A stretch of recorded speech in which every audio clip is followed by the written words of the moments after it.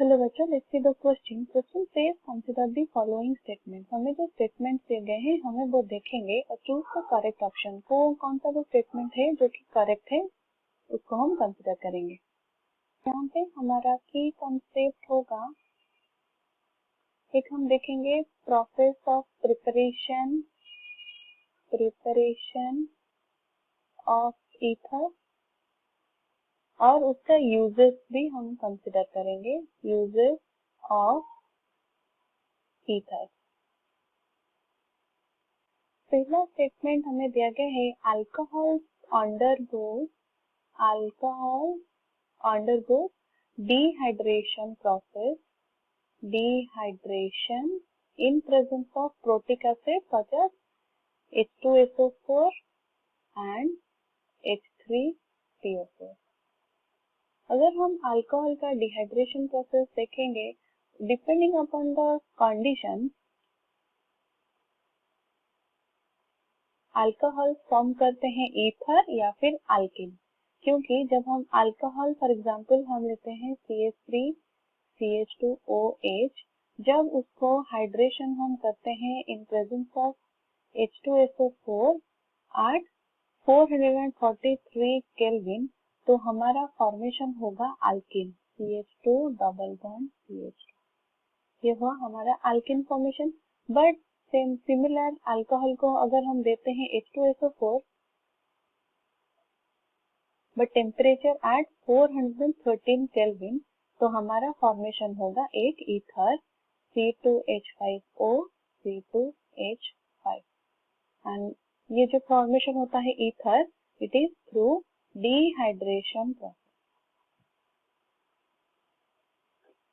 तो हमारा जो स्टेटमेंट दिया गया है alcohol undergo dehydration presence of protic acid such as H2SO4 H3PO4 is correct. Second हमें दिया गया है dehydration of alcohol is the best method for the preparation of unsymmetrical ether. Second statement dehydration of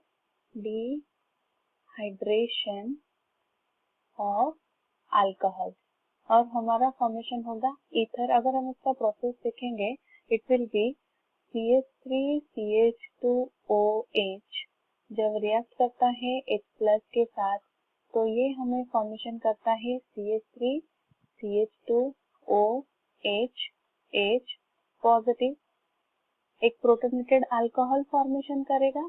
अगर अभी हम उसको देते हैं with this we will give another molecule of alcohol CH3 CH2OH, ये एलिमिनेट हो जाएगा और ये ऑक्सीजन के ऊपर जाके अटैच हो जाएगा CH3 CH2OH और यहाँ पे लगेगा CH2 CH3 and here will the positive charge.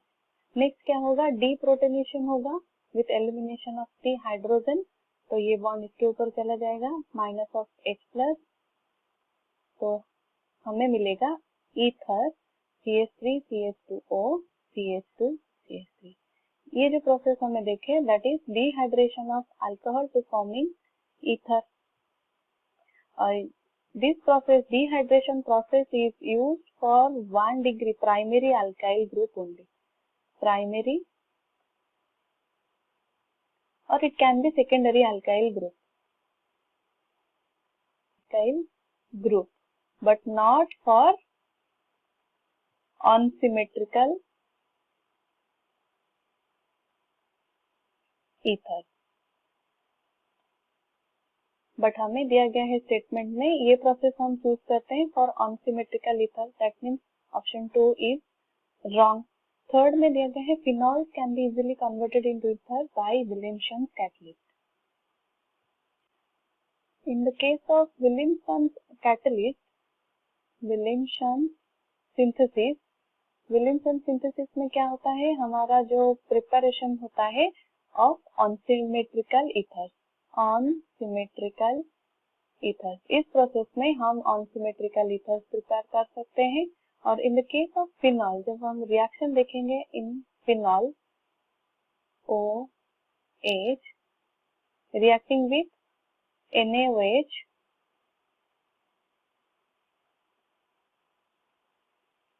एक फिनॉक्साइड आयन हमारा फॉर्मेशन होगा O Na जब वो रिएक्ट करता है अल्काइल हैलाइड के साथ, any type of alkyl halide, तो हमारा फॉर्मेशन होगा this R group will go to the oxygen, तो हमारा फॉर्मेशन हो जाएगा OR। ये हुआ हमारा एक अनसिमेट्रिकल ईथर फॉर्मेशन। तो हमारा जो third statement is also correct, phenols can be easily converted into ether by luminescent catalyst. Fourth में दिया गया है ethers are used as industrial solvent. अगर हम देखेंगे यूज ऑफ ईथर्स, ईथर का हम यूज देखेंगे, ethers can be used as laboratory and industrial solvent,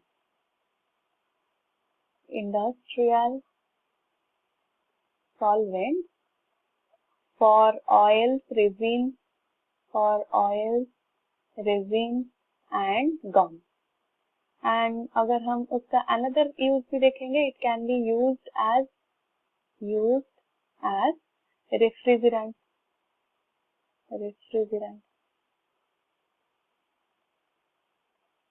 तो फोर्थ स्टेटमेंट हमें दिया गया है कि ethers are used as industrial solvent, तो हमारा fourth option is also correct. यहाँ पर हम देख सकते हैं fourth, third and fourth statements are correct. That means option C is the correct option. I hope you understood it well. All the best.